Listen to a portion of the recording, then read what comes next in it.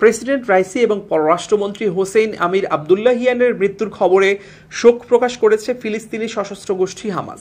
Helicopter দুর্ঘটনায় নিহত হয়েছেন ইরানের প্রেসিডেন্ট ইব্রাহিম রাইসি এবং পররাষ্ট্রমন্ত্রী হোসেইন আমির আবদুল্লাহিয়ান। ইরানের রাষ্ট্রীয় গণমাধ্যম এই তথ্য নিশ্চিত করেছে, যদিও এ বিষয়ে এখনও কোনো আনুষ্ঠানিক ঘোষণা দেয়া হয়নি। বিবিসি বলছে, রোববার উত্তর পশ্চিম ইরানে হেলিকপ্টার দুর্ঘটনায় প্রেসিডেন্ট ইব্রাহিম রাইসি, পররাষ্ট্রমন্ত্রী হোসেইন আমির আবদুল্লাহিয়ান এবং আরও কয়েকজন নিহত হয়েছেন। বিষয়টি নিশ্চিত করেছে দেশটির রাষ্ট্রীয় টেলিভিশন।